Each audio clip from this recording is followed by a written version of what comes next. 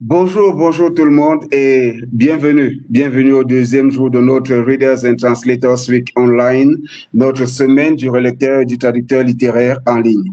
Alors aujourd'hui, nous avons Lire l'ailleurs, écrire l'universel, ce qui déjà ressemble un peu à une suite de ce que nous avons connu hier avec littérature miroir des identités et passerelles entre les cultures. Donc aujourd'hui, pour lire l'ailleurs et écrire l'universel, j'ai avec moi un panel très riche et déjà que j'espère vraiment va apporter beaucoup de satisfaction à toutes les personnes qui nous suivent et qui nous rejoignent et celles qui viendront nous retrouver. Alors, j'ai Evelyne Lebel-Nonga qui est autrice aussi. Alors, Evelyne, bonjour. Bonjour, Monsieur Ray. Bonjour à tous. D'accord. Comment ça va ce matin? Oh, ça va bien, on a du beau soleil ici.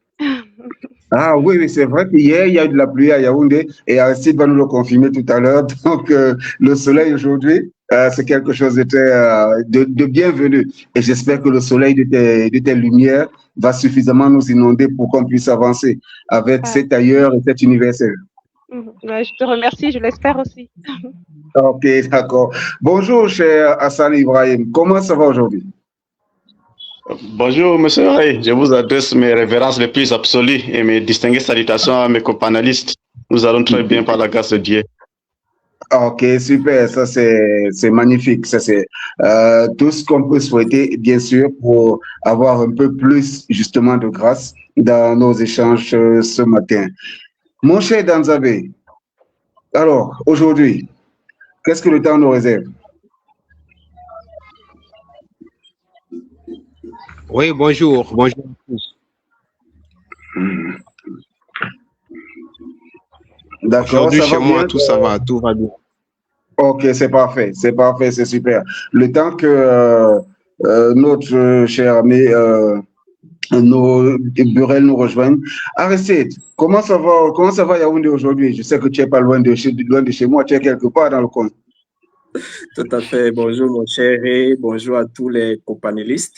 Eh bien, Yaoundé se porte bien. C'est vrai qu'il ne fait pas encore soleil, comme on dit. Mais jusqu'ici, ça va. Et je suis très content d'être là. Chaque fois qu'il s'agit de parler de lui, je suis toujours très heureux. Voilà.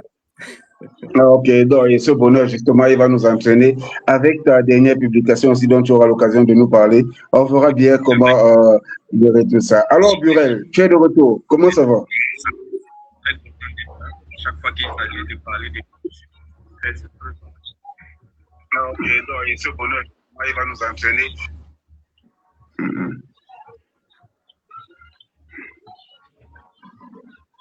Burel, tu es avec nous?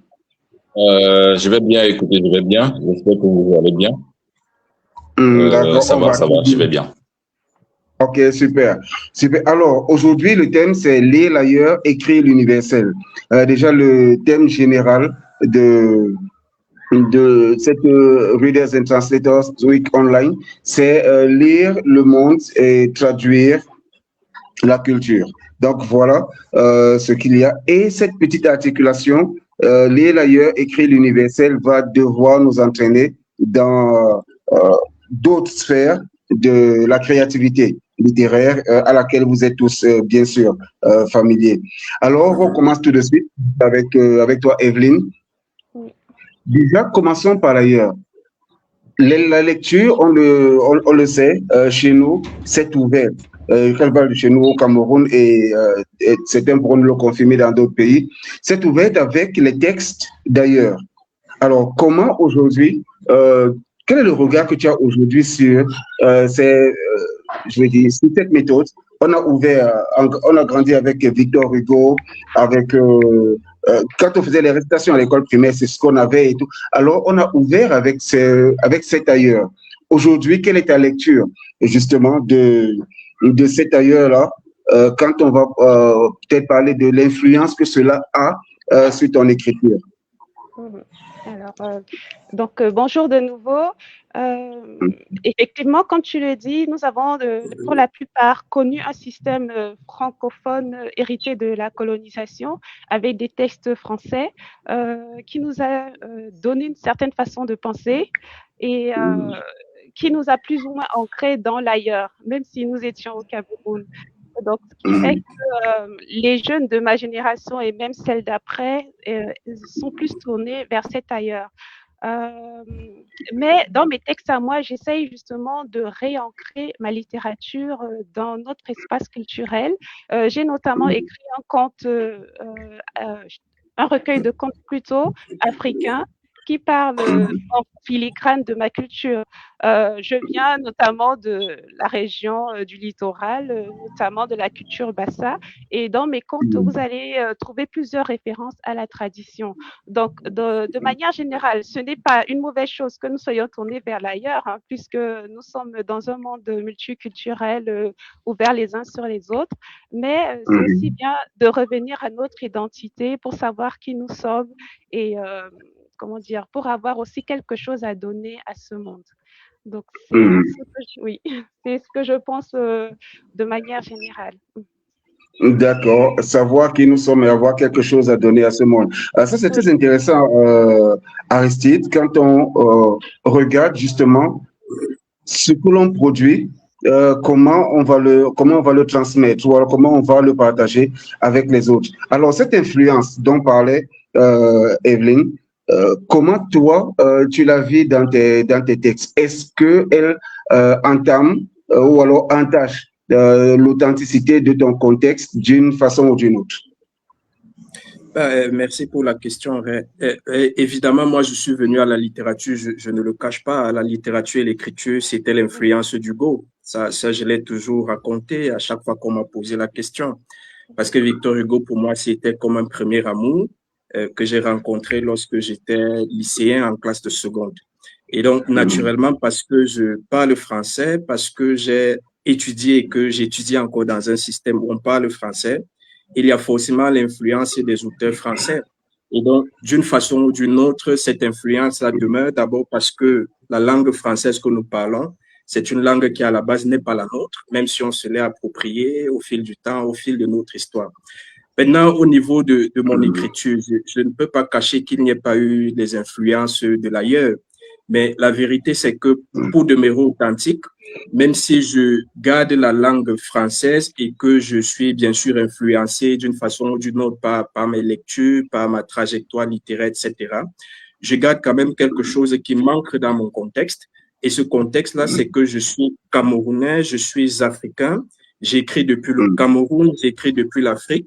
Et donc, même si je parle français, je dois garder à l'esprit que je m'adresse d'abord à mon continent, puisque c'est à partir de lui que j'écris, et que ceux qui me lisent n'ont pas envie de retrouver à moi in extenso du Victor Hugo, ou alors in extenso du Camus, ou je ne sais qui d'autre. Et donc, il faut bien qu'on trouve à moi les traces du Camerounais que je suis, de la culture que je porte, du continent africain qui vit en moi. Et dans mon processus d'écriture, c'est tout cela qui m'accompagne. Donc, je garde la langue française, c'est vrai. Je suis ouvert à l'ailleurs, c'est vrai. Mais j'écris depuis ici. Et cet ici-là doit transparaître dans peut-être mes prises de position, dans ma façon d'utiliser la langue, dans ma façon de construire une intrigue, dans les valeurs que je porte, dans les symboles que je représente, etc., etc. Donc, influence de l'ailleurs, oui, mais authenticité parce que j'écris depuis l'Afrique et que je dois pouvoir porter mon continent, ma culture à travers la langue et les histoires que je raconte ou que je véhicule. Voilà. D'accord, merci Aristide. Burel, tu es très porté sur les questions de contexte aussi, ça j'ai pu le remarquer avec certaines de tes interventions, tu es porté sur ce contexte, sur cet ici justement qui doit transparaître, comme le disait tout à l'heure Aristide, et aussi ses influences sur la créativité. Alors de ton côté, comment tu le regardes,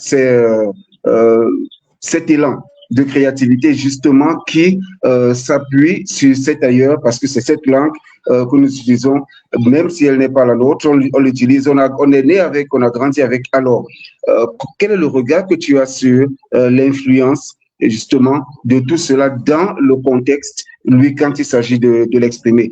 Est-ce que l'authenticité est toujours aussi...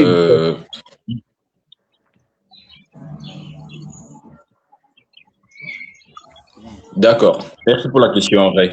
En fait, l'influence de l'ailleurs, elle est là. On peut pas le nier. Comme a dit Aristide tout à l'heure, on a tous été influencés par la littérature française. Ça, personne ne peut le nier puisque on partage la langue française comme véhicule de messages. Alors pour moi, la créativité est essentielle. Maintenant, elle repose sur la personnalité, le style de chacun. On va pas écrire tous comme Victor Hugo, on va pas écrire tous écrire comme Albert Camus ou autre.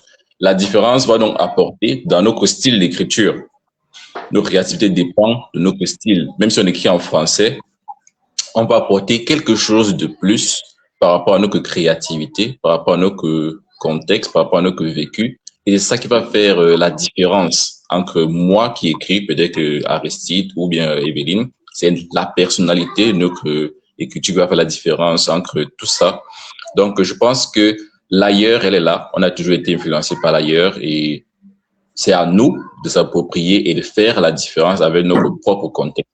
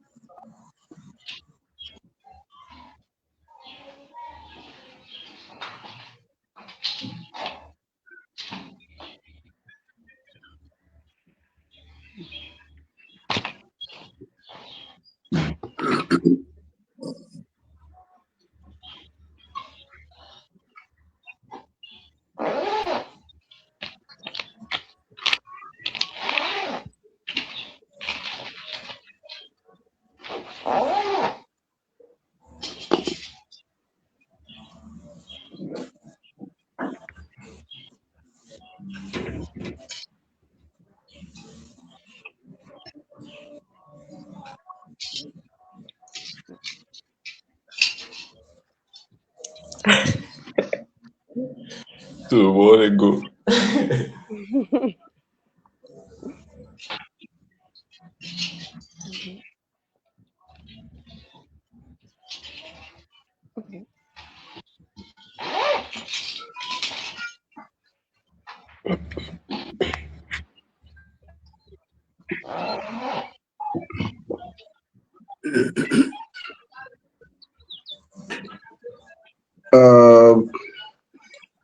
Bonjour à nouveau tout le monde. J'ai eu un léger souci.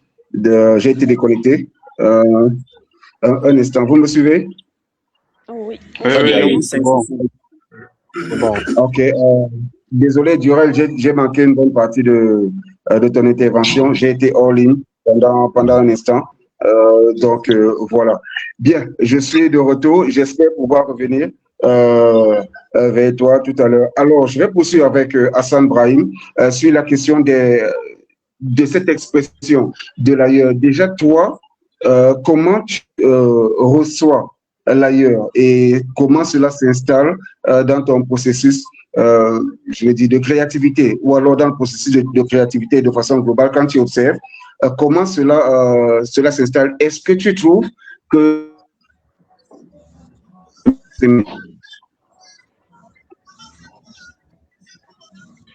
Merci, monsieur Ray. En fait, je vais vous surprendre. Moi, je suis un peu arabophone à la base. Quand j'écris souvent mes romans en français, les gens s'esclavent. Depuis quand tu écris en français. Mais j'ai fait mes études plus particulièrement en arabe. Donc l'ailleurs m'interpelle, l'ailleurs me façonne. En fait, j'ai transcrit souvent ce que j'ai appris dans la littérature médiévale pré-islamique. Je le transcris et je le prends à mon compte. Mais comme disait Aristide, je transcris ce que je reçois en arabe, mais je le fais dans le contexte camerounais et africain. Dans mes romans, vous avez constaté que je parle plus de langues, de cultures africaines, de cultures camerounaises. Donc, je le vis en moi. Mais c'est grâce à l'ailleurs. Donc, je m'inspire pour écrire tout ce que j'écris aujourd'hui.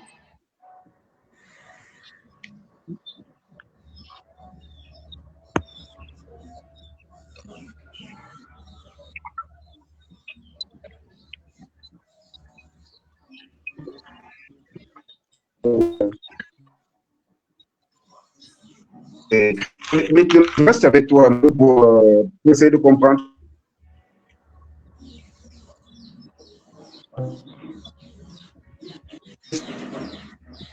Certaines limites quant à l'expérience que tu veux apporter. Est-ce que tu respectes certaines limites quant à ce que tu veux transmettre au moment où tu quittes de ta langue, je veux dire de base pour le français? Oui, en fait, les limites sont multiples. Limite, il y a d'abord l'incompréhension. Je rencontre d'abord l'incompréhension. Parce que la majorité de mes lecteurs me considèrent comme un arabophone. Même voir écrire en français, maintenant, ça les intrigue. Ça les intrigue. Et puis donc transcrire de l'arabe en français n'est pas chose aisée. N'est pas chose aisée. Mais je le fais. Et ce qui est bien, je le fais en contexte camerounais. Donc, je le fais avec la culture, les langues nationales. Je parle beaucoup plus des langues et cultures nationales qui sont souvent marginalisées, qui sont souvent en voie de disparition. Donc, c'est de ça qui fait mon cheval de bataille. Oui. Ah, d'accord, ça c'est bien intéressant.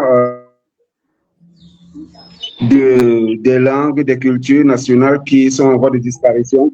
Et aujourd'hui, l'ailleurs commence à ressembler à une planche de salut parce qu'on se rend compte qu'on a très peu de repères à un certain niveau culturel sur le plan local. Alors, cet ailleurs-là est grandissante et aussi nous allons atteindre ça tout à l'heure, le processus d'édition, mais restons d'abord avec l'influence. Est-ce que l'influence grandissante de cet ailleurs n'est pas aussi l'une des raisons pour lesquelles le local, ou alors l'ici, comme l'appelle Aristide, l'ici commence à être moins intéressant?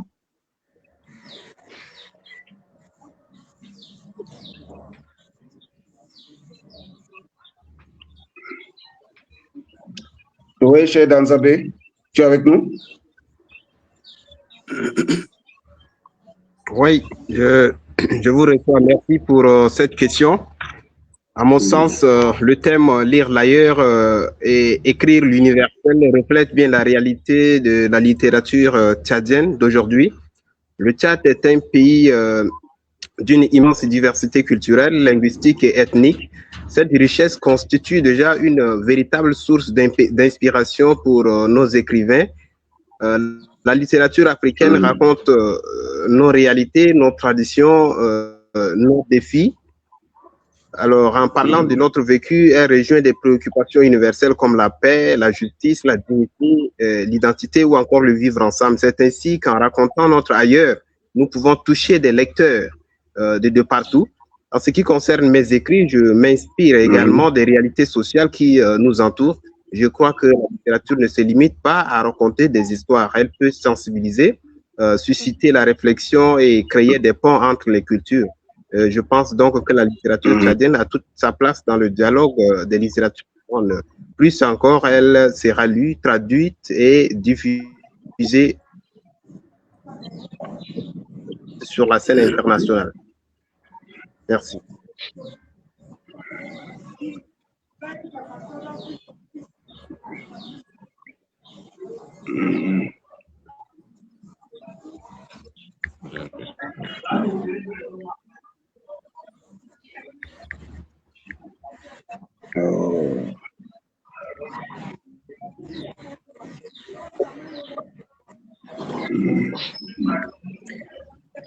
Ok, un petit souci de réseau. Je crois là, vous me suivez toujours? Oui. Très bien. Alors, vous me recevez, Evelyne? Oui, je vous entends. Ok, c'est parfait. C'est parfait, d'accord. Bien. Maintenant, restons un peu sur Evelyne, je reste avec toi sur la question de cet ailleurs. Écrire l'ailleurs,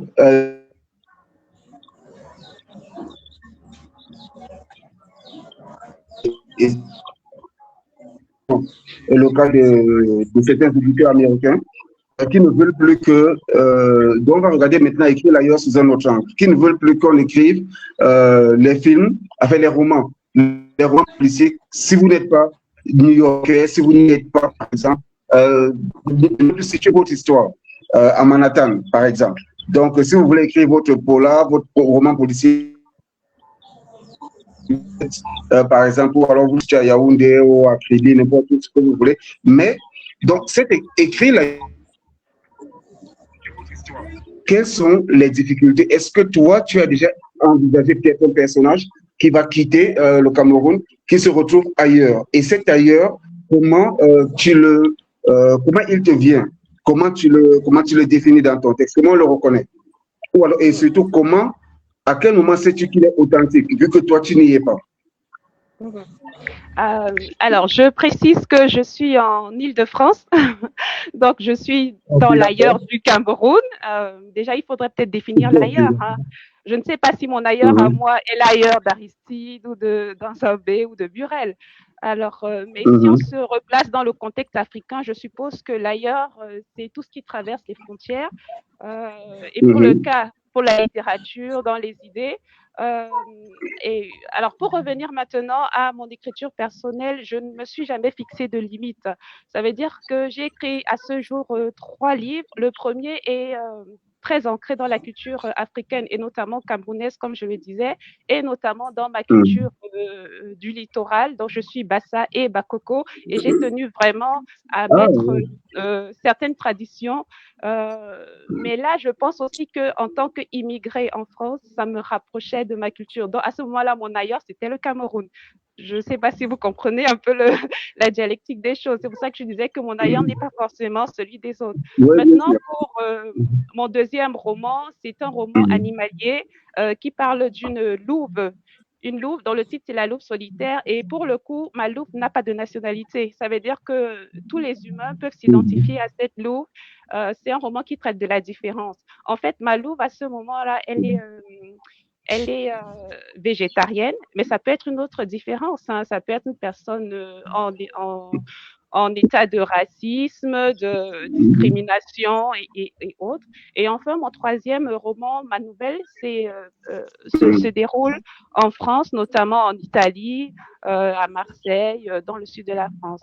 Donc, pour revenir à ta question, c'est pour te dire que moi, j'estime qu'un écrivain ne doit pas se focaliser à son lieu de vie. Ça veut dire que s'il a envie d'écrire sur l'Afrique, il faut qu'il écrive sur l'Afrique, mais s'il a envie d'écrire sur la France, l'Amérique, il faut qu'il écrive sur la France. Après, on peut faire des recherches sur les lieux qu'on décrit, créer une psychologie particulière à notre personnage. Mais ça n'enlève en rien le fait que ce soit un très bon écrivain africain ou un très bon écrivain tout court. Voilà. Je ne sais pas si j'ai répondu à ta question. Oui. Il y a là des éléments de réponse et bien sûr, Durel va nous en dire un peu plus. Durel, je vais prendre le cas de la louve de Evelyne, par exemple. Alors, quand on va écrire sur un animal qui est un ailleurs, l'animal c'est un ailleurs comparé à l'humain, au personnage humain, le personnage animal, quelles sont les dispositions, par exemple, selon toi, qu'on peut prendre pour rendre cet ailleurs suffisamment pour qu'on puisse le reconnaître déjà dans son état d'ailleurs et non dans juste un regard que l'on a soi-même. Alors, merci pour la question, mais j'irai à l'opposé de ce que Evelyne a dit. Hein. Moi, je pense que si on ne vit pas dans un milieu, il est difficile, n'est-ce pas, d'écrire sur ce milieu. Je peux pas vivre à Yaoundé et j'ai fait carrément un roman où mon personnage est à Paris. Ça sera difficile. Moi, je trouve que ça sera difficile. C'est les écrivains qui parviennent à faire ça, pour moi, ils sont forts. Là, si on revient sur le personnage de la louve d'Evelyne, je dis ça parce qu'elle a su mélanger, n'est-ce pas, le contexte français et le contexte africain d'où elle vient. Là, c'est compréhensible. Mais prenez une personne qui a vécu totalement peut-être qu'au Cameroun, en France, ce sera difficile d'imaginer un personnage qui vit ailleurs. Ça, c'est vraiment, si pour un écrivain qui parvient à le faire, c'est qu'il est vraiment bon dans son art. Mais pour moi, je pense que c'est difficile d'écrire un personnage dans un milieu où on ne vit pas. Généralement, les personnes qui écrivent se réfèrent au contexte où ils vivent, à la situation d'où ils viennent, et c'est à peu près ça. Je ne sais pas si j'ai répondu à la question, mais je pense que c'est le contexte. Écrire un personnage vraiment d'un autre pays me paraît un peu difficile puisqu'on ne connaît pas vraiment le contexte.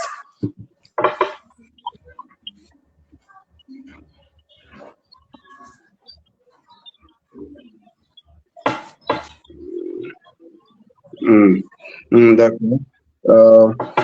C'est vrai que ça peut paraître, ça, cet aspect difficile. Et certains disent même qu'on ne peut pas écrire sur quelque chose qu'on ne vit pas, qu'on aime mieux pour parler de ce qui est. Hassan Ibrahim, alors, cette position, par exemple, cette louve qui est végétarienne, on sait comment est le loup de façon générale, mais maintenant, nous avons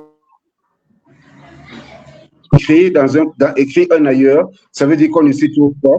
Alors, comment cela peut-il, qu'est-ce qu'il faut prendre en compte déjà?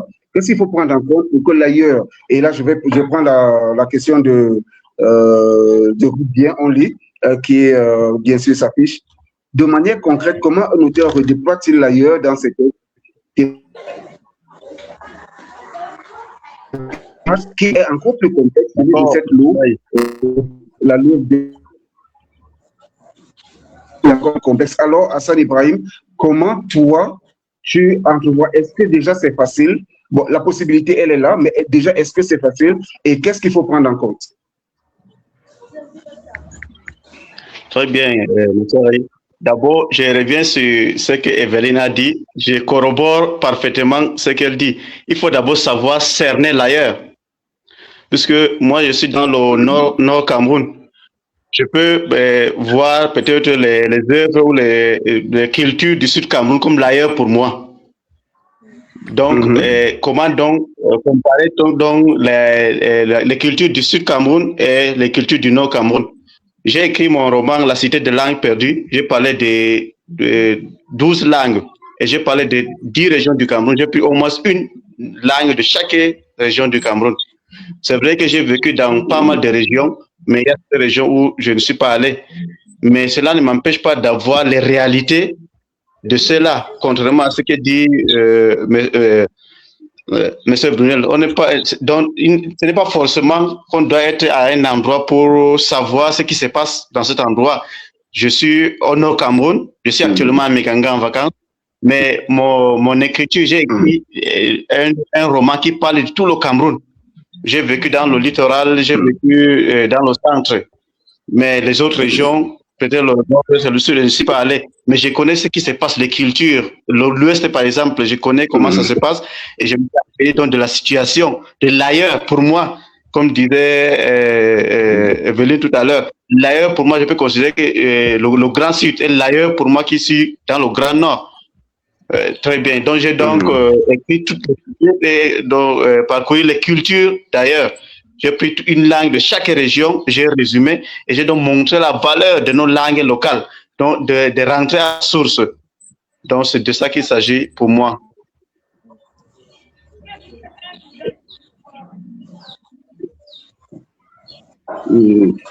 D'accord. C'est plutôt très intéressant. Aristide, c'est d'ailleurs.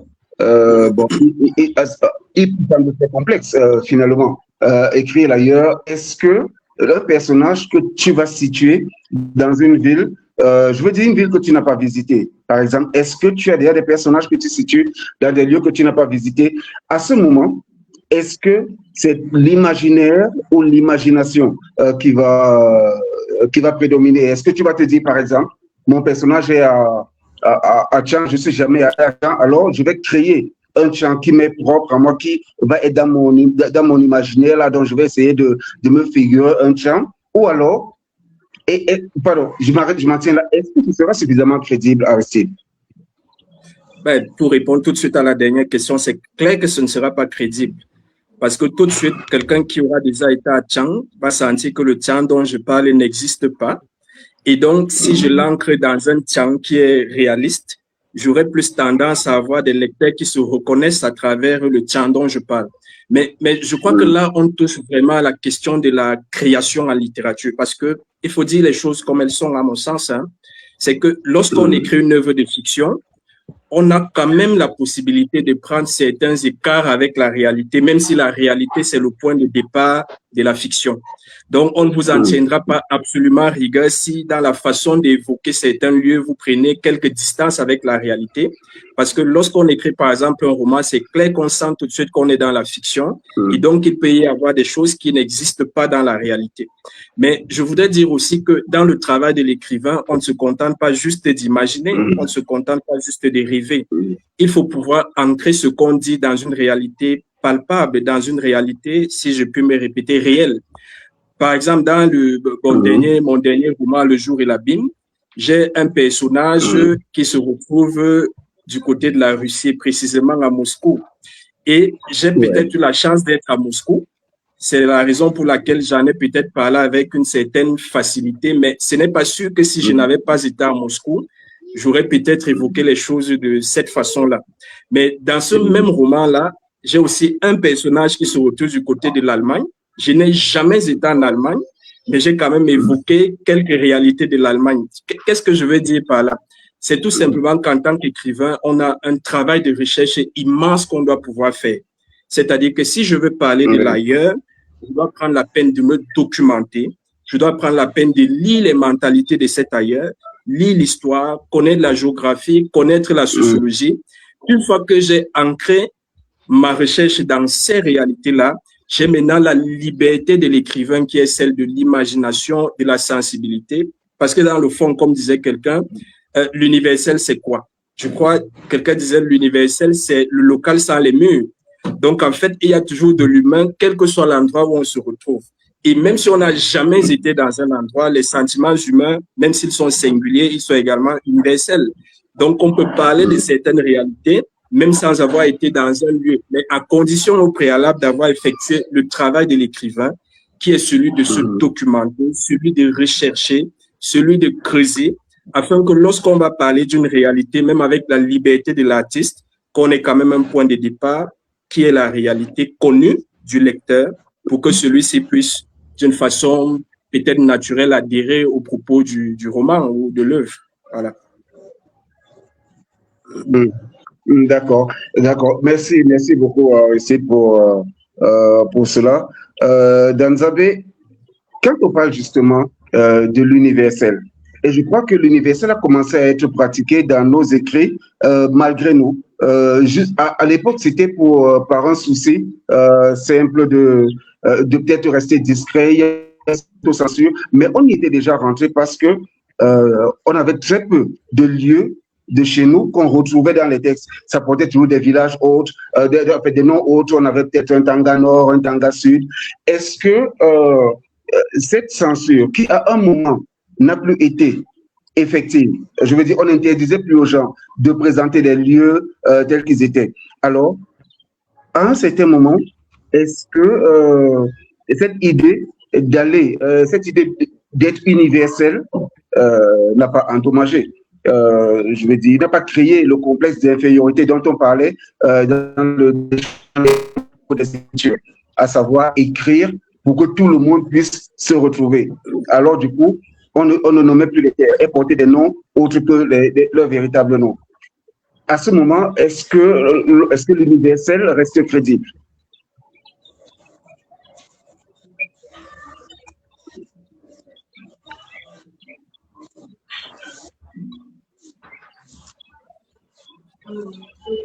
Danzabé, tu es avec nous? Oui, je vous écoute. Pour ma part, lorsque les réalités de mon pays, je cherche à mettre en lumière les émotions, par exemple de l'espoir, de la résilience, de la justice ou bien de la solidarité. C'est ainsi que le local peut rejoindre l'universel. L'universel, selon moi, c'est ce qui ressemble à ce qui rassemble les êtres humains au-delà au-delà de leurs différences, peu importe notre pays, notre langue ou bien notre culture, nous partageons tous des émotions, des rêves et des peurs. En littérature, l'universel ne signifie pas effacer son identité. Au contraire, c'est en racontant avec sincérité notre réalité, notre culture et notre histoire que nous pouvons toucher des lecteurs d'autres horizons. Plus un récit est profondément ancré dans une expérience humaine authentique, plus il a des chances à parler à tous. Je crois que l'on atteint l'universel en parlant du particulier, en racontant par exemple le Tchad, ses réalités, ses défis, ses richesses. Nous pouvons faire l'écho à des expériences que vivent aussi des personnes ailleurs dans le monde. C'est toute la force de la littérature.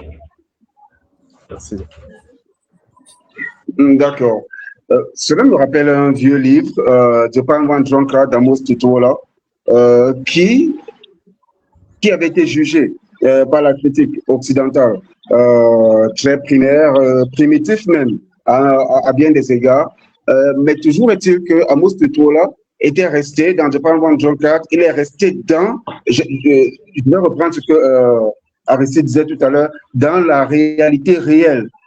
Autant dans le discours que dans le contexte, que dans les personnages. Donc, tout était de cette authenticité sauvage, si on peut le dire ainsi.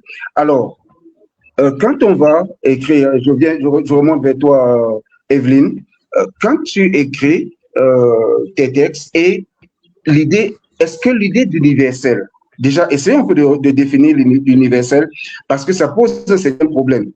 Parfois, universel veut dire je ne nomme pas les lieux, je n'écris que les émotions, je n'écris que les scènes, je n'écris que les événements. Chacun va se retrouver et en faire ce qu'il voudra, chacun pourra se situer. C'est souvent ça. Alors, universel peut aussi renvoyer à je vais écrire une langue que je ne vais pas, à laquelle je ne vais pas mélanger la langue, le parler local pour que les autres puissent pleinement comprendre. Et les autres déjà, c'est qui? Et quand on écrit l'universel, à quoi pense-t-on? Alors, pour moi, l'universel fait référence aux expériences communes, aux émotions que nous partageons tous en tant qu'humains, en tant qu'individus. Ça veut dire que si j'écris sur une famille pendant la Deuxième Guerre mondiale qui souffre, il y a des personnes certainement au Cameroun qui vont se sentir touchées ou en Asie. Je prends par exemple, si vous avez vu le film La liste des Schindler qui parlait des Juifs déportés pendant la Seconde Guerre mondiale, quand vous regardez ce film, vous ne pouvez qu'être touché. Et pourquoi nous sommes touchés alors que nous ne sommes pas juifs ou blancs? C'est parce que le thème abordé nous rassemble dans la souffrance, dans cette façon, comment je vais dire ça, de considérer l'homme comme autre, de le traiter. Et forcément, ça réveille en nous certains sentiments. Voilà.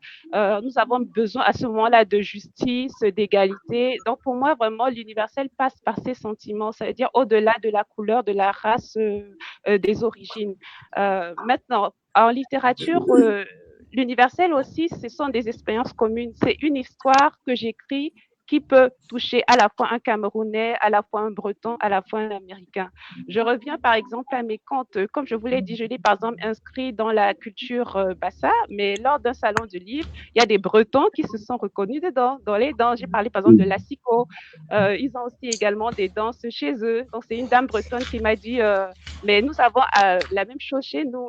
Il parle également le breton. Et cette dame m'a dit qu'elle militait justement pour que les jeunes générations parlent le breton.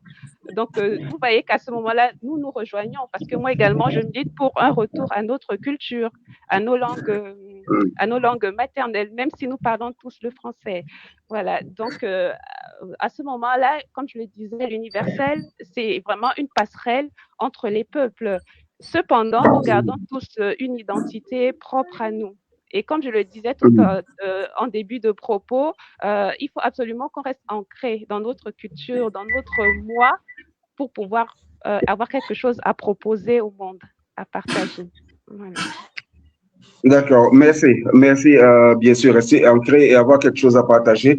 Et pourvu que tout le monde s'y retrouve. Bien sûr, les Bretons se retrouvaient dans Mogoni, Bassa et tout cela. Alors, Hassan Ibrahim, la migration de l'arabe vers le français, qu'est-ce qu'elle fait perdre? Quand tu vas vers l'universel, quand tu te mets à écrire l'universel, qu'est-ce que tu as l'impression de perdre ou alors qu'est-ce que tu perds ou alors qu'est-ce que tu gagnes? Merci, monsieur. En fait, je gagne plus que je ne perds. Déjà, en écrivant en français, c'est la recherche de l'universel pour moi. Je me rends compte que si je me mets à écrire en arabe, je n'aurai pas peut-être de public assez consistant. Par exemple, ici, si j'écris en arabe, c'est vrai, il y a quelques rares personnes qui s'expriment, qui peuvent lire, qui peuvent me lire, mais ils ne sont pas nombreux. J'ai donc décidé de me rendre à l'évidence, écrit donc à l'universel, en français, pour que tout le monde me lise ici au Cameroun. Et le retour est vraiment, comment dirais-je, mais c'est ceux qui me lisent, me reviennent avec en fait, me donnent le retour satisfaisant, ce que vous voulez dire. Le retour est satisfaisant autant pour moi. Et donc, en français, si je maintenais écrit en arabe, donc ça ne serait pas une entre guillemets, parce qu'au Cameroun, quelques rares personnes me liraient, mais en français, c'est déjà l'universel. Donc, je prends pour compte ce qu'il disait Leclésio. Il disait donc, je n'ai jamais cherché que cela en écrivant. Donc, communiquer avec les autres. D'accord. D'accord, ça c'est intéressant parce que là tu vas prôner l'ouverture plutôt à un plus vaste public, à plus de personnes qui vont recevoir justement des éléments de ta culture. Aristide, je viens avec toi directement avec un livre qui t'est cher. Je sais que tu as tu as donné ton avis sur la question, cette même question que je vais te poser ici. Il s'agit de La plus secrète mémoire des hommes de Mohamed Bougassar.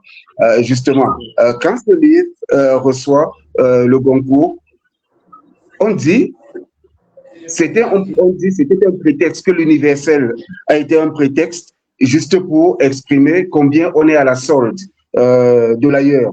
Donc, et ça a été exprimé que ce soit pour plusieurs auteurs et plus récemment pour Blaise Ndala avec l'équation avant la nuit, qui justement a aussi été présenté comme universel, mais en réalité, c'est juste un prétexte, c'est une couverture pour montrer qu'on est soumis à l'ailleurs et donc on va déraciner un certain nombre de faits. Alors, est-ce que toi, tu le conçois ainsi, l'universel, si on le prend sous un autre angle, est-ce que l'universel, quelque part, ne cache pas en réalité le désir de se faire apprécier par l'ailleurs? La critique contre l'écriture. C'est Montesquieu qui disait les critiques sont des mauvais généraux qui, faute de ne pouvoir investir un pays, en polluent les eaux. Bon, ça, c'est un débat qu'on a très souvent avec les critiques. Ils ont bien sûr leur façon de voir. Mais moi, je pense sur la question de l'universel, je voudrais qu'on se livre à une petite réflexion de quelques secondes. C'est-à-dire, si on nous prend la langue, si on nous prend la littérature, qu'est-ce qui nous reste? Est-ce qu'on ne va pas continuer à exister? Est-ce qu'on ne va pas continuer à cohabiter? Est-ce qu'on ne va pas continuer à échanger ensemble? Autrement dit, ce que je voudrais dire, c'est qu'au-delà de la langue, au-delà même de la littérature et de la culture, l'universel doit pouvoir marquer, sinon marque ce qu'il y a de commun, comme Evelyne l'a dit tout à l'heure, ce qu'il y a de commun et ce qu'il y a de profondément humain en nous. En fait, l'universel, en un mot, c'est l'humanité. L'universel, c'est l'humanité. Alors, pourquoi est-ce que lorsque j'écris un livre profondément humain, lorsque j'écris un livre profondément philosophique ou profondément intime, à travers lequel l'ailleurs et l'ici se retrouvent, on va me taxer d'être à la solde des puissances étrangères, entre guillemets, dans le domaine de la littérature? Moi, je pense que c'est un mauvais procès. Et ce procès est davantage mauvais parce que, puisque nous n'avons pas des institutions qui valorisent à plein régime notre littérature, on a tendance à croire que tout ce qui est labellisé Occident est forcément mauvais ou est forcément à la solde de l'Occident. Ce n'est pas vrai. Oui. Pour le cas spécifique de La plus secrète mémoire des hommes, tous ceux qui l'ont lu et qui ont suivi le parcours de Mohamed Bougassar, de sa première nouvelle, La Cale, qui avait déjà reçu un prix, jusqu'à son fameux La plus secrète mémoire des hommes, on se rend compte que c'est un auteur qui est constant, c'est un auteur qui aime profondément la littérature et c'est un auteur qui, à mon sens, aime profondément l'humain. Et quand on aime l'humain, quand on s'investit dans un projet qui concerne l'humanité, forcément, on sera toujours touché ou sensible à ce qu'il y a de profond en nous. Et donc, on deviendra, qu'on le veuille ou pas, universel. Maintenant, est-ce que tous ceux qui écrivent comme Bougassar reçoivent le prix Goncourt? Ça, c'est un autre débat. Mais moi, je pense que quand on est universel, quand on est profondément humain, on va forcément recevoir l'assentiment ou l'approbation de ceux qui aiment l'humain. Et donc, on peut se retrouver en train de recevoir un prix ici et là. Mais c'est un autre débat quand on parle déjà des prix littéraires. Voilà ce que je pouvais dire. D'accord, merci Aristide. Je n'en attendais pas moins, bien sûr, parce que on a déjà eu cet échange, on l'a déjà amplement. Et c'était important que tu donnes encore, que tu rappelles ce point de vue par rapport à ces écritures. Durel, est-ce que l'universel, tel qu'il a tendance à se concevoir, est un frein à l'expression de l'ici? Est-ce que l'universel est un frein d'une certaine façon à l'expression de l'ici? Parce qu'il y a des auteurs comme Chimamanda au Nigeria, Emily Boom même ici, qu'on a souvent taxé je vais utiliser le mot qui revient souvent, d'assimiler. Donc, pour être plus sourd, ne pas utiliser l'autre terme. Donc, on a taxé d'assimiler parce que on dit leur écriture taillée pour l'ailleurs. Est-ce que l'universel, finalement, n'est pas un frein à une expression un peu plus authentique d'ici? Et ça, c'est la première partie. Et l'autre partie, est-ce que l'universel ouvre plus les portes de l'édition d'ailleurs que écrire tout simplement son côté local? Alors, merci pour la question. Je répondrai en disant que l'ici marque l'universel. On parle d'ici, n'est-ce pas, pour exprimer un truc qui existe partout ailleurs. Maintenant, comment on va l'exprimer? Ça, c'est la question. Bon, l'universel, pour moi, je rejoins encore Aristide, c'est sur l'humain, c'est sur les thèmes abordés. Je prends l'exemple, le racisme, le réchauffement climatique, la montée du féminisme, la montée de la communauté LGBT. Ça, ce sont des problèmes universel, ça nous concerne tous. Donc, pour moi, l'universel se résume au thème, au vécu qu'un Français va vivre, qu'un Camerounais va aussi vivre et qui va donc se recouvrir dans ce thème-là. Donc, l'universel, ce n'est pas un frein. Moi, je pense que c'est une reconnaissance de se dire que ce que je vis, d'autres le vivent aussi. Et l'écrivain, c'est là que l'écrivain entre en jeu, n'est-ce pas, exprimant que ce que je vis aussi, nous tous, nous le vivons. Donc, voilà un peu ce que je peux dire sur l'universel. D'accord, bien sûr, ce que je vis, tout le monde le vit. Et justement, tu as mis le doigt sur quelque chose de très intéressant. Comment le dire? Justement, oui. Je reste avec toi parce que j'aimerais ton avis là-dessus. Alors, ce comment, c'est souvent lui qui semble poser problème quand il y a des débats autour de ce qu'Aristide a développé tout à l'heure concernant les prix littéraires. Ça doit surtout être le comment qui déterminerait si un auteur, son universel est accepté ou alors s'il est rejeté. Alors, comment le tenir? Je veux dire, pour ne pas se perdre, pour ne pas se compromettre en restant, bien sûr, dans l'idée de celui qui pense que l'universel est quelque part un frein à l'épanouissement de l'ici. Alors, comment l'exprimer, cet universel?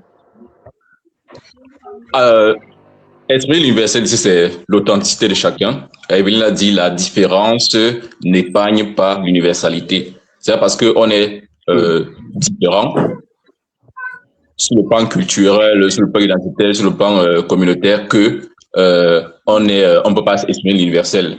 La question sur comment l'exprimer, c'est tout simplement le style de chacun.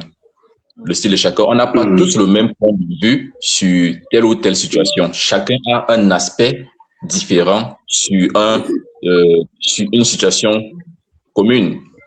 C'est ça que je sais. Comment le dire? Chacun va pas dire la même chose. On n'aura pas tous le même discours face à une situation de vie. Chacun a son angle de vue, l'aspect de vue, et c'est ça qui rejoint donc l'universel. Dit qu'il a dit différemment, mais c'est universel. D'accord, merci. Et justement, cette différence-là, Danzabé, je reviens avec toi avec elle tout à l'heure. Je rappelle à tous ceux qui nous rejoignent, tous ceux qui nous suivent, édition de la Readers and Translators Week Online, la semaine du relecteur et du traducteur littéraire en ligne, organisée bien sûr par Acolyte. Et voilà, nous en sommes au 10e jour. Aujourd'hui, nous avons pour thème lire l'ailleurs, écrire l'universel.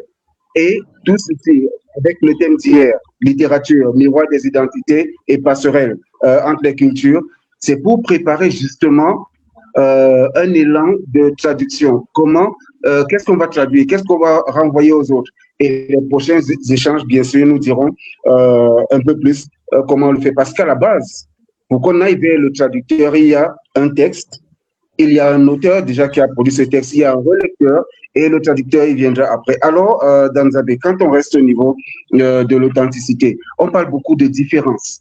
Et maintenant, on parle de diversité. Et diversité, bon, différence, ça fait un peu plus lycée, diversité, ça va un peu plus faire l'ailleurs. Alors, cette différence, comment, parce que Durel nous en a déjà donné un premier aperçu. Alors, comment ces différences, on les présente pour qu'elles soient universelles? Quand on sait que certaines différences peuvent choquer, comment on les présente?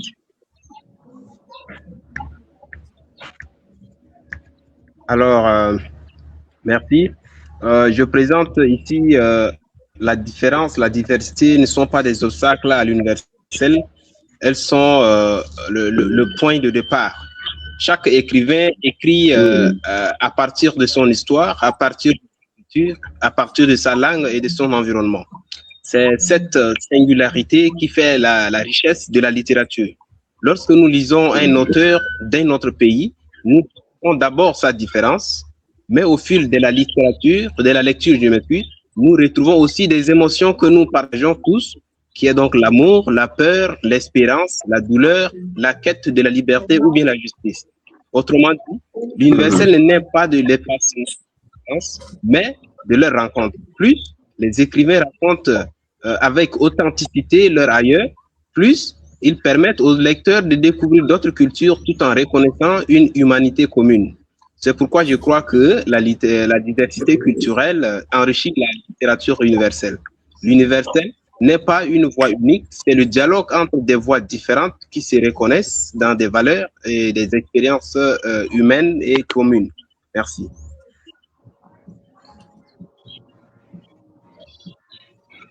Bien sûr. Naturellement, on a eu droit à ce discours qui, bien sûr, va nous réinstaller un peu de façon académique ce qu'on peut comprendre de la diversité, de la différence. Evelyne, alors, comment je reviens avec la même question. Comment exprimer cette diversité, cette différence, quand on sait que la différence, ça choque certains? Par exemple, je vais prendre le roman de Blaise Zala qui est un peu à la page 16 jours, l'équation avant la nuit, où il dit, où la critique dit qu'il réduit le noir pour élever le blanc en fonction des descriptions qu'il fait dans son texte. On trouve les personnages faibles, fragiles, vieux, pas assez prêts dans leur esprit pour surmonter leurs difficultés. Par contre, par rapport aux autres qui sont plutôt grands, bien, et puis richissimes, qui ont tous les superlatifs. Donc, comment, quand cela arrive, ça c'est l'expression d'un auteur dans sa liberté d'écrire, mais pourquoi la différence, justement, en vient à choquer? Comment, est-ce qu'il y a une façon d'écrire la différence, finalement, pour qu'elle ne choque pas? Alors, je te remercierai pour cette question. De prime abord, je voudrais dire que l'auteur est un artiste, donc l'auteur est libre vraiment d'écrire ce qu'il veut, d'écrire son histoire et de la construire. Maintenant, on ne peut s'empêcher de le critiquer. Pour le contexte précis, je n'ai pas lu l'œuvre, mais peut-être que cette description fait des personnages noirs avaient un but final. Peut-être que c'était dans un contexte particulier. dont je ne peux pas me prononcer. La différence peut aussi choquer parce que ça nous sort du contexte auquel nous sommes habitués. La différence de pensée, notamment pour Mbougar Sarr, il était très critiqué parce qu'on le trouvait un peu, ses idées un peu très occidentales. Mais concrètement, pourquoi enfermer l'écrivain africain ou l'écrivain noir dans une manière de penser précise, une manière de réfléchir précise? Moi, je me dis concrètement que le débat n'a même pas lieu d'être lorsqu'on est écrivain. Je ne sais pas si je me fais comprendre. Ça veut dire que en fait, oui, je suis libre d'écrire ce que je veux en tant qu'écrivain. Je suis libre d'écrire un ailleurs. Et pour revenir à ce que Burel disait, je pense qu'on peut écrire sur un ailleurs qu'on ne connaît pas, puisqu'il y a des livres de science-fiction. Personne n'est allé sur Mars, personne n'est allé sur Vénus. Pourtant, on a écrit, je ne sais pas moi, la planète des singes. Donc, il faut plutôt que le lecteur ou les critiques sortent du conformisme, du regard qu'ils portent sur l'écriture, sur ce qui doit être écrit et comment cela doit être fait, en se disant qu'un auteur, qu'il soit asiatique, africain, a juste le droit d'écrire l'histoire qu'il veut. Si ce n'est pas une biographie, si ce n'est pas une histoire vécue, où il doit être, il doit relater les faits tels quels. Si c'est uniquement de la fiction, à mon sens, il peut se permettre de présenter les différences telles qu'elles sont, telles qu'il souhaite qu'elles sont, ceci dans le but de mettre en place un objectif, je ne sais pas, parler du racisme, parler des différences sociales, parler même de la psychologie spéciale de certains personnages. Voilà. Donc, pour moi, la différence ne devrait pas nous déchirer. Au contraire, ça devrait nous ouvrir l'esprit pour encore rendre le propos de l'auteur beaucoup plus percutant. Voilà. Je ne sais pas si je réponds à ta question. Oui, bien sûr, bien sûr.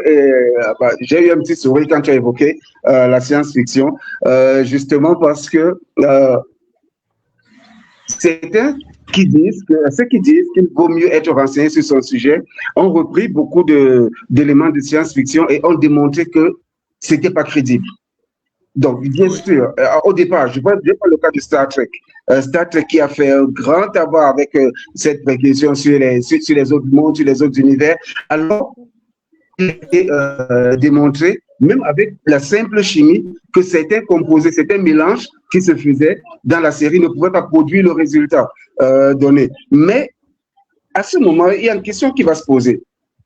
C'est vrai, on va dans la science-fiction, mais est-ce que la science-fiction va demander, par exemple, que l'eau, ce ne soit plus H2O, que ce soit peut-être, je ne sais pas moi, C2H, par exemple? Est-ce que à ce moment, quand le lecteur finit par se rendre compte que l'eau, ce n'est pas C2H, c'est H2O, est-ce qu'on aura encore la crédibilité, cette crédibilité-là, est-ce qu'on pourra encore dire qu'on a eu sa liberté de créer?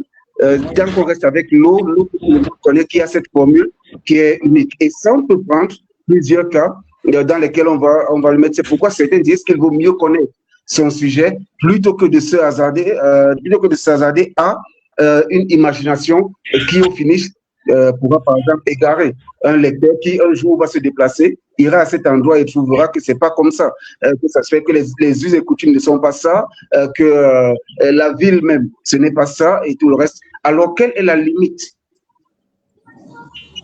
de l'imagination Hassan Ibrahim? Où situe-tu la limite de ton imagination? Est-ce que la géographie, les peuples sont attachés, d'autres personnes aussi? Comment situes-tu, toi, la limite quand tu es en train d'imaginer quelque chose? D'abord, moi, je suis trop attaché au sens des mots. D'abord, l'universel. L'universel, c'est quoi? Nous voyons souvent que l'universel est souvent confisqué par une ère culturelle. Elle a été longtemps confisquée par une ère culturelle, à savoir l'Occident. Alors écrire l'universel, c'est plutôt bâtir une humanité commune. Donc, il faudra donc écrire pour plaire aux Occidentaux ou bien pour plaire aux autres. Est-ce que les Occidentaux ne peuvent-ils pas aussi accepter ce qui vient de nous, des Africains? Donc, pour moi, je vois que la limite est grande. L'universel est, bon, peut-être, si je ne m'abuse, est loin d'être, est un idéal à atteindre. Un idéal à atteindre. Parce que l'univers, par exemple, comme disait Burel, les thèmes qu'on doit évoquer pour parler de l'universel, il a parlé il a parlé du thème de LGBT. Ça m'a trop interpellé. Par exemple, chez nous, c'est quelque chose qui est proscrit, qui n'est pas accepté. Or, en Occident, c'est accepté. Si toi, tu décris ceci au Cameroun, un lecteur camerounais sera parfaitement d'accord avec toi. Or, un lecteur occidental ne sera pas d'accord avec toi, puisque ça va à l'encontre de leurs normes. Donc, ce n'est plus universel. Ce n'est plus universel. Il faut donc cerner donc l'universel. Donc, dans ce sens que je vois la limite. D'accord, je te vois beaucoup sourire, Aristide. Donc, je vais d'abord aller vers Burel avec cette question. L'ailleurs et l'universel. Est-ce que finalement, on n'est pas en train de se retrouver avec la même face, avec une pièce et deux fois la même face? Est-ce que l'ailleurs que l'on a lu n'est pas l'universel qui s'est contraint à notre écriture? Exactement, merci pour la question, mais c'est exactement ça. Lorsqu'on écrit, c'est pour plaire. Je vais revenir un peu sur l'imagination. En fait, l'imagination, il n'y a pas de limite. C'est pour ça qu'on appelle imaginer. On ne peut pas mettre une limite à l'imagination. Ça, c'est un truc que je ne comprends même pas. On est l'écrivain là pour imaginer, en fait. C'est son rôle. C'est pour cela qu'il y a les titres, il y a les genres. Lorsque vous prenez la science-fiction que vous avez citée, par exemple, vous, lecteurs, vous savez déjà que vous allez entrer dans l'imagination. Donc, consciemment, vous savez que ce que je vais lire ici n'est pas forcément vrai. Si je prends un roman engagé, je sais qu'ici, l'auteur, s'il va parler d'un thème vraiment social qui va piquer. Si je prends la poésie, c'est pour... Est-ce qu'il y a les genres? Donc, l'imagination n'est pas à limiter. Et j'irai maintenant sur l'universel. L'universel s'impose à nous, puisqu'on écrit, on veut plaire. Que je sois comme je suis au Cameroun, quand je vais écrire, je veux que tout le Cameroun puisse s'identifier, n'est-ce pas, à ce que je dis.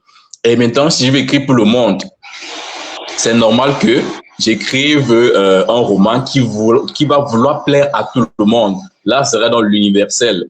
Mais la question encore de l'identité, comme l'a dit Aristide ici, je dis bien encore que l'universalité commence par ici. C'est ici que ça commence. J'écris ce que je vis parce que je me suis rendu compte que d'autres personnes le vivent, peut-être que en mal ou en bien. Donc, je vous rejoindrai. L'universalité et l'ailleurs, c'est vraiment une même pièce à deux faces. D'accord. Merci beaucoup. À présent, essayer d'approfondir cette question de Lucien Aïtinoa, que nous saluons, qui depuis hier est très actif avec nous. Alors, il demande, bien sûr, après les civilités, est-ce que l'ailleurs est toujours palpable? Peut-on s'imprégner d'un ailleurs fictionnel? Et là, pour toi, je vais ajouter justement que tu ailles un peu plus loin. Est-ce que la liberté d'un ailleurs, la liberté de proposer un ailleurs est toujours possible quand on sait que cet ailleurs a déjà eu à contester certaines libertés dans l'écriture? Oui, merci pour les questions posées. Alors, pour la question de Lucien, c'est un peu la réponse qu'on a apportée avec la science-fiction, non? Est-ce qu'on peut s'imprégner d'un ailleurs fictionnel? Oui. C'est-à-dire que le monde n'est pas que physique, le monde n'est pas que palpable, le monde n'est pas que visible. Il y a des choses qu'on ne maîtrise pas qui vont au-delà de ce qu'on peut voir. Et donc, on peut s'en imprégner. Par exemple, il y a des gens, moi, je ne suis jamais allé sur Mars, mais il peut m'arriver de raconter une histoire se déroulant sur Mars parce que justement, en tant qu'auteur, j'ai la liberté de création, la liberté d'imagination, comme Burel le rappelait tout à l'heure. Et donc, je pense qu'on peut s'imprégner d'un ailleurs fictionnel parce qu'en tant qu'auteur, en tant qu'écrivain, on a la liberté créatrice et cette liberté-là est capable de nous amener au-delà de ce qui est visible, au-delà de ce qui est palpable. Maintenant, pour la seconde question, je crois que parfois, nous-mêmes dans le domaine de l'art, nous faisons beaucoup de mal, je trouve. Hein. Parce que dans le fond, pourquoi est-ce qu'on écrit? Dans le fond, pourquoi est-ce qu'on écrit?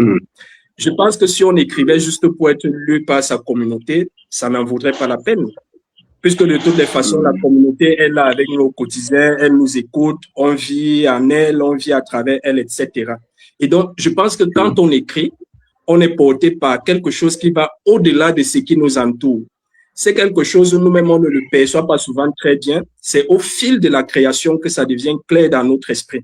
Vous voyez, vous écrivez une histoire qui est située à Yaoundé, dans un quartier particulier, mais vous vous retrouvez en train d'être lu par quelqu'un qui n'est pas camerounais et qui est touché par ce que vous avez écrit.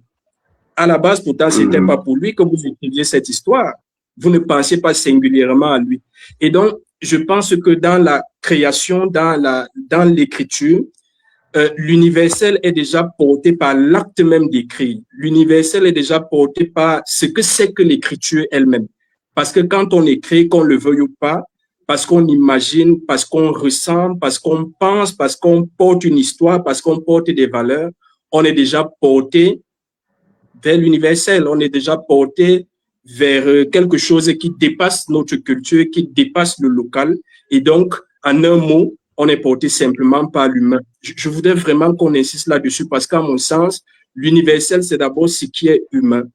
On peut ne pas être d'accord sur certains aspects de la vie parce que culturellement, nous avons des différences, mais il y a toujours quelque chose qui nous réunit. C'est quelque chose-là, c'est notre humanité et c'est à travers elle que se pose, à mon sens, l'universel.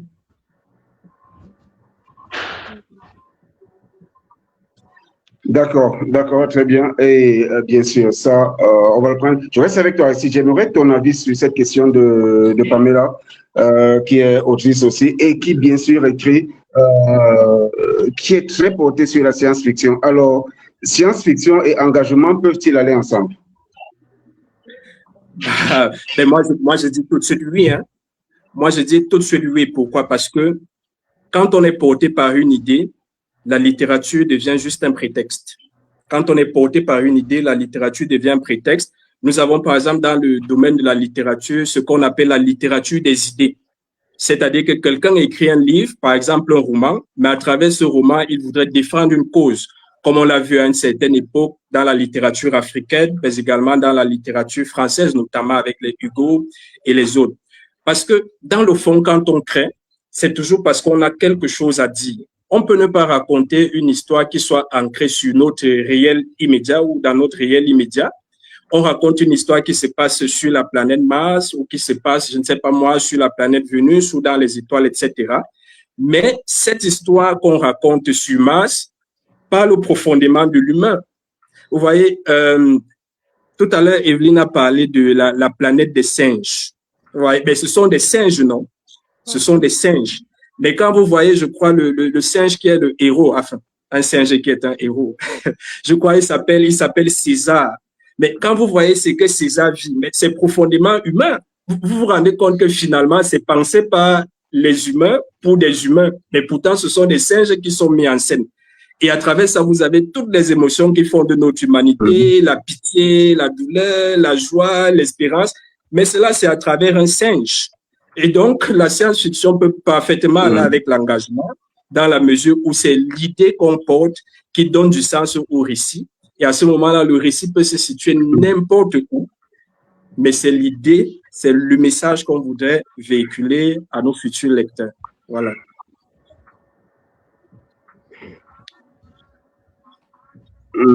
Bien sûr, merci encore. Et effectivement, quand on consulte la planète des singes, on se retrouve avec César et Cora qui nous disent tout ce qu'on voit dans des films d'action ordinaires avec des humains. Donc, on a cette même réalité.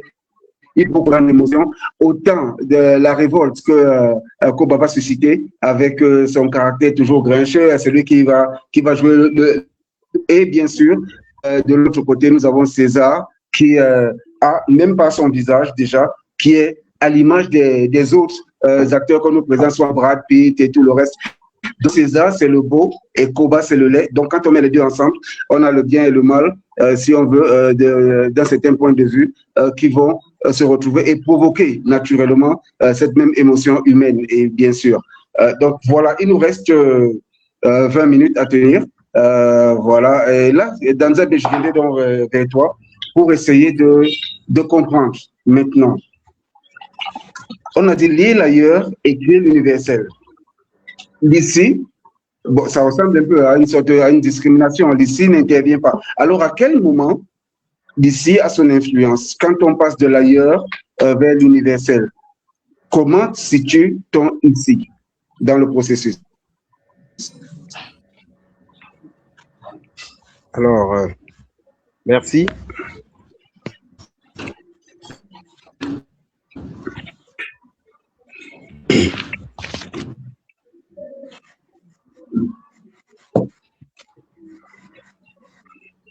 Bon, je crois que notre cher ami viendra plus tard.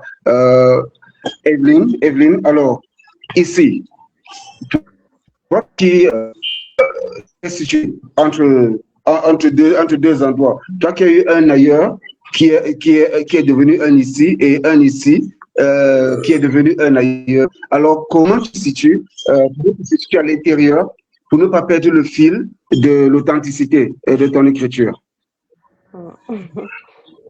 Alors, c'est une bonne question parce que c'est pas évident on est entre deux chaises, on va dire ça comme ça.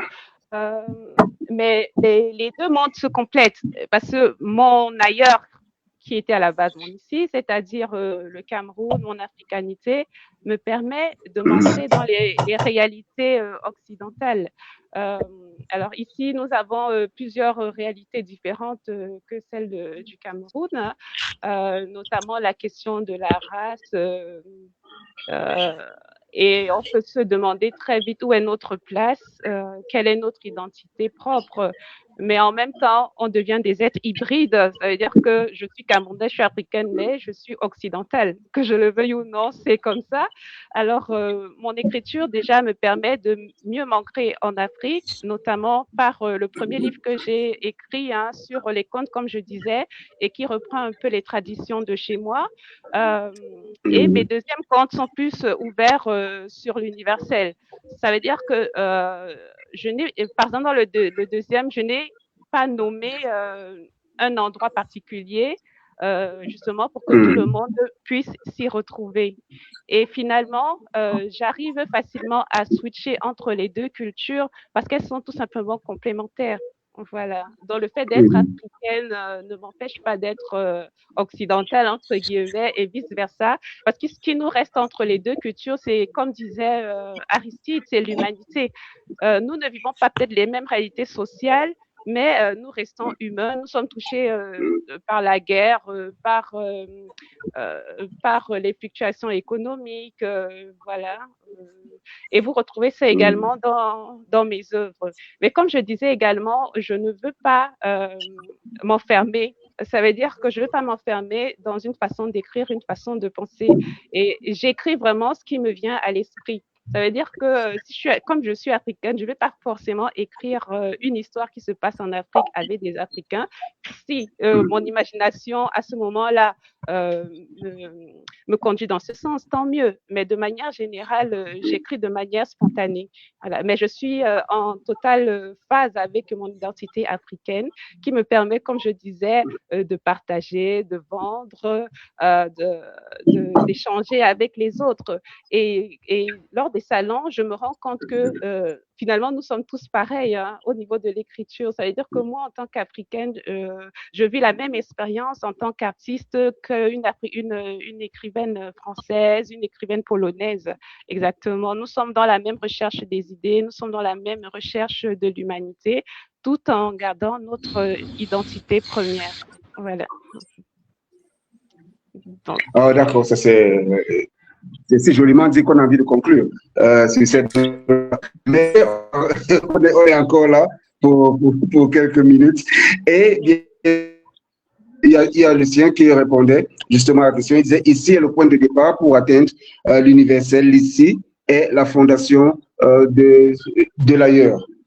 Alors, il nous reste un quart d'heure et ce quart d'heure, ce sera pour faire une dernière ronde. Cette ronde, évidemment, bien sûr, je vais la commencer par toi, Danzabé. Alors, l'ici et l'ailleurs, qu'est-ce qu'on peut retenir selon toi pour avoir une écriture, authentique, pour ne pas dire crédible, pour une écriture authentique, qu'est-ce qu'on peut retenir entre l'ici et l'ailleurs? Qu'est-ce qu'on peut retenir de ce?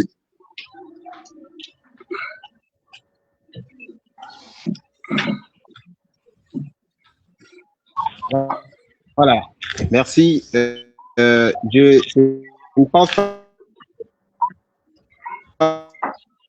pas que l'ailleurs et l'universel soient la même chose. Pour moi, l'ailleurs, c'est ce qui nous est différent. Et l'universel, en revanche, c'est ce qui nous rapproche, malgré ces différences, les émotions, les valeurs. Un écrivain n'est pas donc raconte. Il peut s'imprégner d'un autre ailleurs fictionnel à condition de construire un univers crédible et cohérent. Elle nous permet de voyager vers les lieux réels, imaginaires et de comprendre des expériences que nous n'avons jamais vécues. Merci.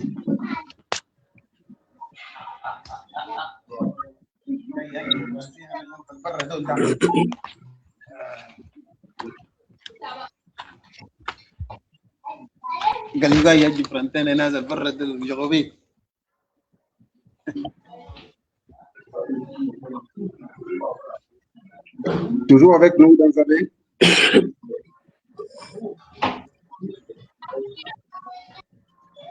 Oui, je suis là. D'accord. Très bien. Alors,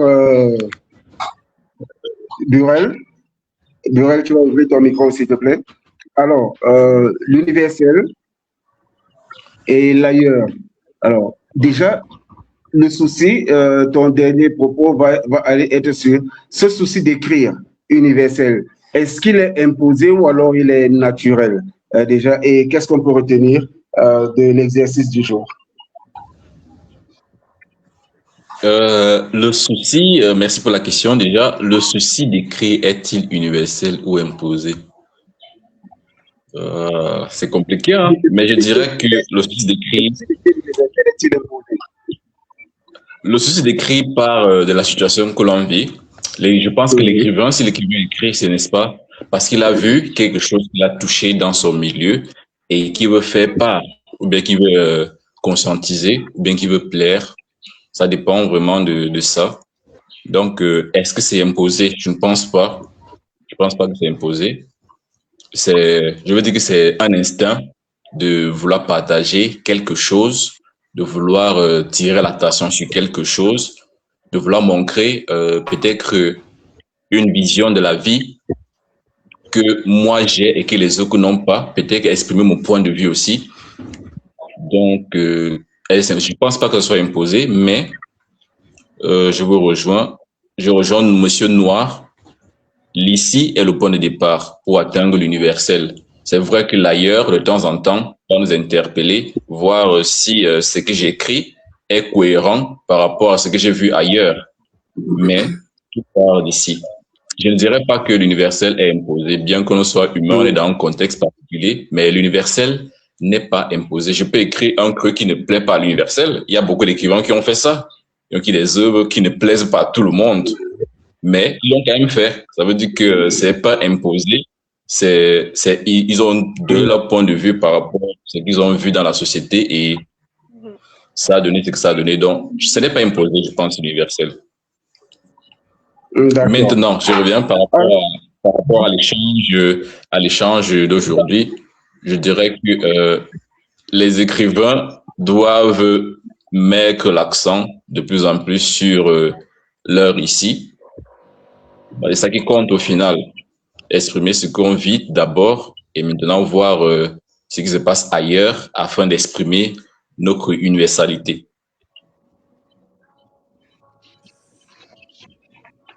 D'accord, merci beaucoup. Hassan Ibrahim, alors, qu'est-ce qu'on peut retenir d'aujourd'hui et toi, justement, quel est ton regard à cette heure-ci sur l'universel? Monsieur Ray, pour moi, en fait, ce thème nous rappelle que la littérature est d'abord un espace de rencontre.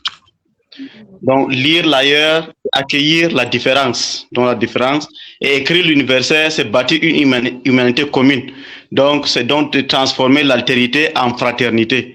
Donc, accepter, reconnaître et s'identifier par rapport à l'autre. Comme on a parlé de thèmes qu'on évoque, par exemple, l'humanité, par exemple, la souffrance, le terrorisme, par exemple. Quand on parle du terrorisme, ça interpelle tout le monde. Donc, c'est ça l'universel. Mais l'universel, écrire l'universel, c'est d'abord à partir du local, donc de la source, pour donc universaliser ces écrits. Merci beaucoup.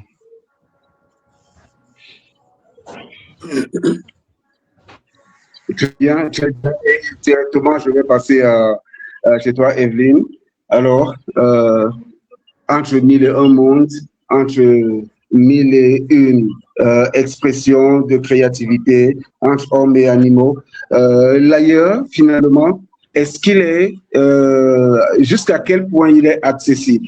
Sur une échelle, par exemple, de 0 à 10, et bien sûr, tu nous diras l'échange, ce que tu en retiens. Je vais commencer par l'échange qui a été très enrichissant. Et ce qui est bien, c'est que nous avons plusieurs profils et plusieurs idées, plusieurs façons de penser. Alors, sur une échelle de 1 à 10, comment l'ailleurs est-il accessible? J'ai même envie de vous dire, sur une échelle de 1 à 100, l'ailleurs est accessible à 101%. Pourquoi je le dis? Parce que je reprends ce que je disais tout à l'heure.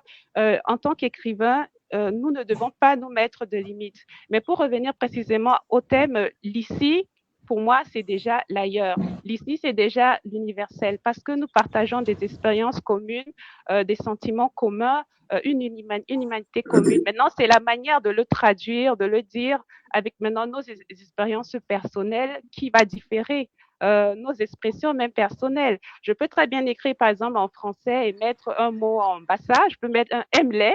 Voilà, je peux dire que mon personnage qui vit à Paris a traversé des périodes difficiles, mais grâce au emlet et en filigrane, j'explique ce que c'est. Et le français qui va le lire va tout de suite comprendre.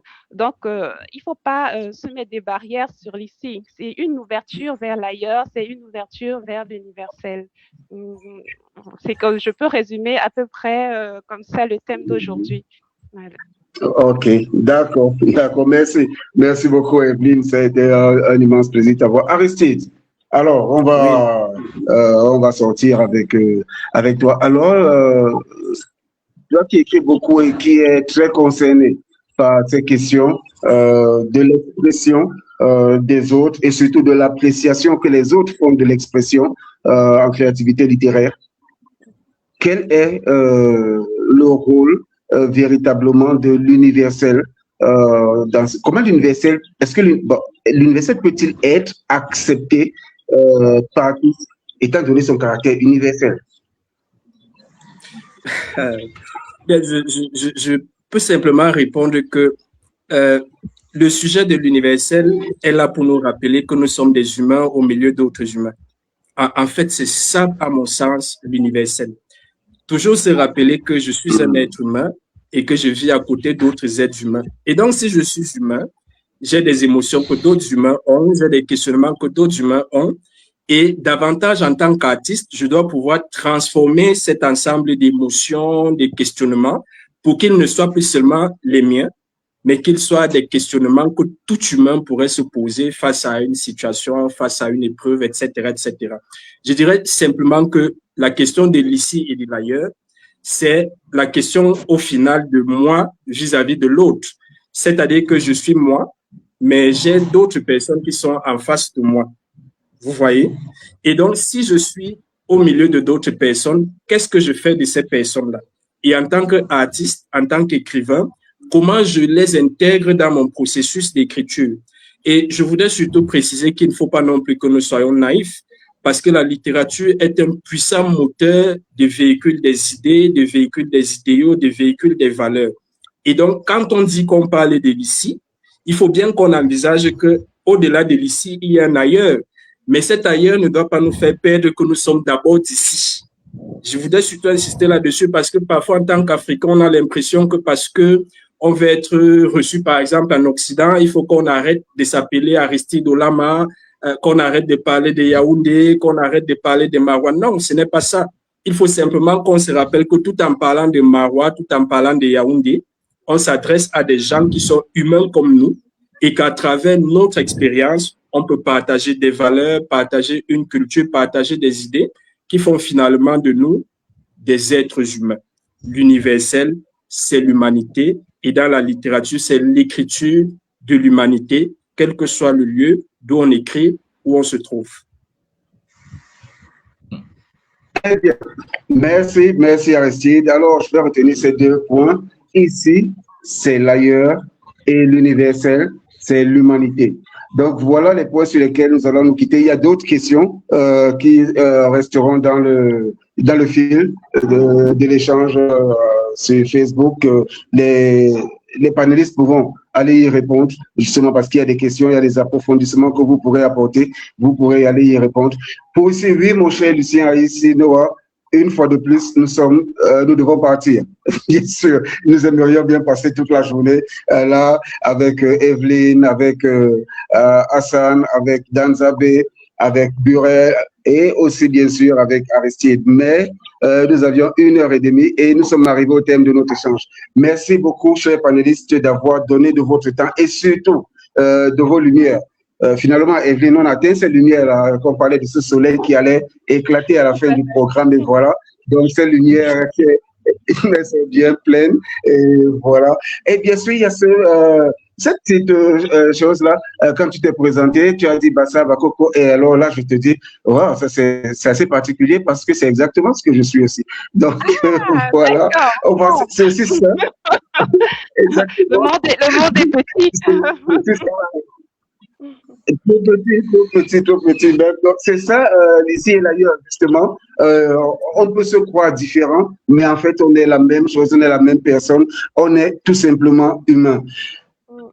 Tout à l'heure, 18h, quand il sera 18h heure du Cameroun, nous aurons un autre échange. Et celui-là, il sera bien sûr mené par notre amie Natacha Odonat qui nous suit depuis toujours et qui a activement participé aujourd'hui aussi. Donc, soyez connectés aussi à 18h tout à l'heure, heure du Cameroun, et vous aurez un autre échange, toujours des plus profonds, instructifs, éducatifs, tout ce qu'on voudra, mais toujours passionnant. Merci à vous tous d'avoir accepté déjà de prendre de votre matinée pour pouvoir être dans ce programme. Evelyne, Hassan, Danzabé, Burel, Aristide, merci encore et à très bientôt. Merci. Merci. Au revoir. Merci. Au revoir. Oh my God. Ah, okay.